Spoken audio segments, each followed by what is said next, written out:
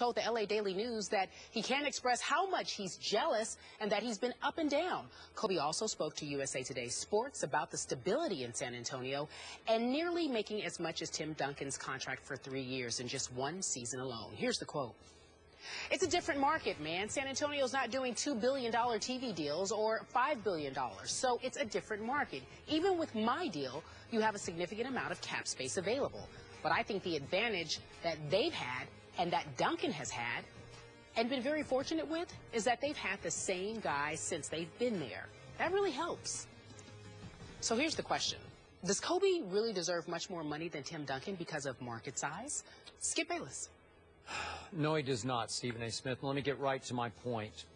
I believe that right now, Tim Duncan at age 38, going on 39, I'm going to say is 3 times more valuable than Kobe Bryant is right now at age 36. And when I say 3 times more valuable, I'm talking about as a basketball player, as maybe still the best rim protector in the NBA, as an elite rebounder, as a clutch shot maker, and as the leader of a team that should have won the last 2 NBA championships and did win the last one and is now favored to win this one.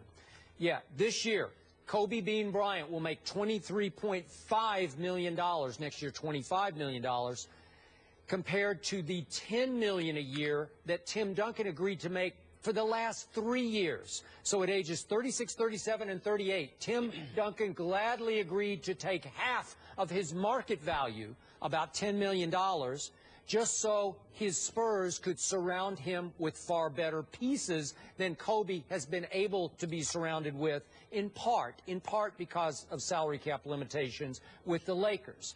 Now, if Kobe wants to make the case that his TV market makes him far more valuable than Tim Duncan's small market TV does, I get that. But I thought that wasn't really Kobe's point. I thought the ring was the thing with Kobe Bryant. And apparently it's not the thing, because if the ring was the thing, then Kobe 3 years ago could easily said, hey, give me half of what the franchise player, the max contracts players make. Give me half and surround me with better pieces to give me a chance to compete for championships from here on out, however much I have left in my tank. You should be able to maximize under your cap, because remember, the cap is the same in San Antonio as it is in L.A. Small market or big market, it doesn't matter. It's still the same salary cap. Well, so I'm lost on that one, Kobe. Well, here's the deal, Skip Bayless. I have no problem with anybody who wants to malign and criticize Kobe for his position. Let's just be accurate about what we're criticizing him for. Kobe Bryant wasn't saying that he deserves more money than Tim Duncan. Kobe Bryant was saying that considering the market that's out there, Tim Duncan deserves just as much money as he gets. It's just that Tim Duncan elected not to take it, and Kobe Bryant did. That's a difference. He's not trying to sit there and act like he deserves more money than Tim Duncan.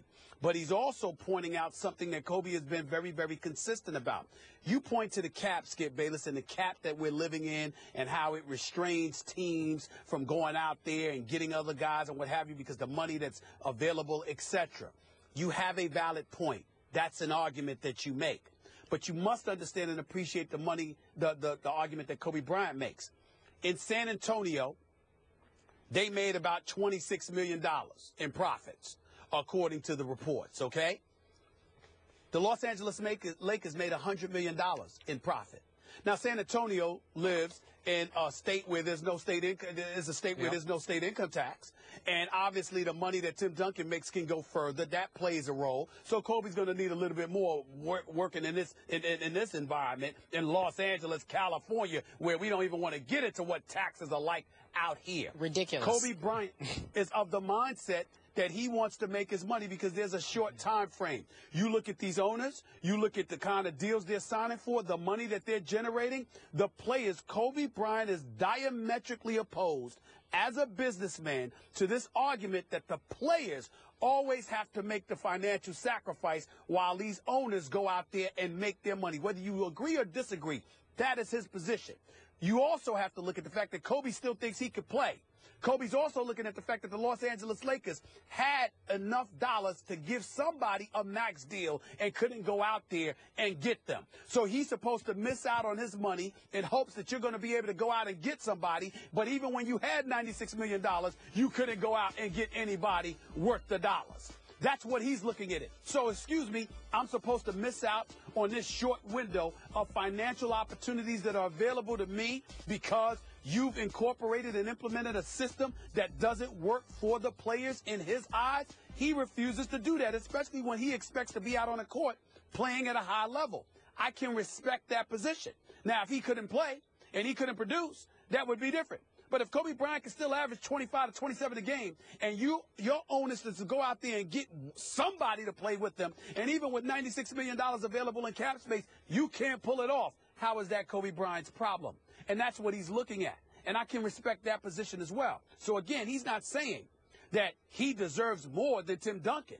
What he's saying is that it's easier for Tim Duncan to stomach his situation, living in the market that he's living in, playing for the coach that he's playing for, playing with the teammates that he's playing with, that he's been with throughout his entire career, as opposed to the bevy of different coaches that Kobe Bryant has had to play for, different systems with menial talent compared to what Tim Duncan has had available to him. Don't you think that Tim Duncan still believes he's worth $25 million a year? Sure. No doubt about it. So how much would it have improved the Lakers' chances if Kobe had willingly asked for $10 million a year for the last 3 years? How much would it have improved? To some degree, Skip, you're right. But the flip side to that, Skip Bayless, is that the $48 million that Kobe signed for, Kobe actually thinks he's worth more than that. And when the Lakers are signing a television deal for $3 billion, he's looking at it and saying, I'm the reason that you're getting this kind of deal, and I got to pass that money up. Go ahead. That's for Michelle Roberts to undo. Yeah. That's collective bargaining. You can't undo that tomorrow. Yeah. It's not. It is what it is. But when she does undo it, Skip, his career's over. And then what? He's supposed to miss out on $20, $30, $40 million? Come on now. Tonight, Kobe and Duncan will face off against one another for the 78th time. In that 78 times, Duncan has 39, Kobe has 38. Spurs are favored only to win by 8 points tonight, guys. By 8? Only by 8 points. Uh-oh. No, we know that's a lie.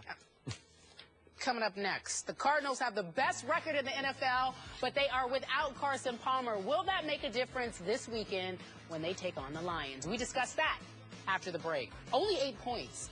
It's within reach. This quickly, rapid fire. Up first, Cardinals, Lions. Who wins, Skip? Stephen A., I'm going to go Arizona here. I think Drew Stanton, who was once the future of the Detroit Lions, will play just well enough to win this game. He has won 3 games already this year. So I'm going to go low scoring, 2 very good defenses, 19-17 home team. I'm going to roll with the Detroit Lions to win this football game. I think their defense is going to show up. I think it's going to neutralize Arizona's running game. I think they're going to get to Drew Stanton. It's going to be a nail-biter because Arizona's defense is capable of making plays. But I believe in the Detroit Lions right now. I'm going to pick them to win this game 24-20. Seahawks, Chiefs, both at 6-3. Who wins, Skip? I am torn about this one, Stephen A., but I'm going to go with the home team. They're going to compete with the echo chamber that is Seattle there in Kansas City at Arrowhead. I think it's going to be crazy loud.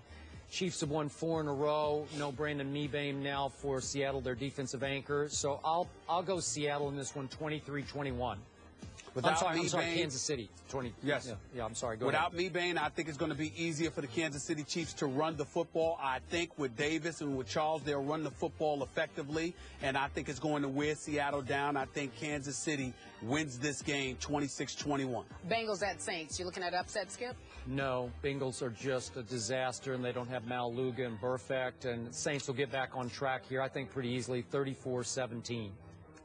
I agree with you. I think the Saints are going to handle their business against the Bengals. I don't believe in the Bengals. I think Drew Brees is going to have a field day. I think they're going to put up about 37 points. They beat the Bengals about 37-24. FSU at the U. Wow. I say Jameis is going to have to pull out another one late, great in this one because the U is legit this year, especially at the U. I'm going to go 28-27 Florida State. I'm picking Florida State to win this game 37-33. All right, 49ers Giants. Giants are a wreck also. I think the 49ers will take care of them fairly easily, 24-14. 49ers 31-20.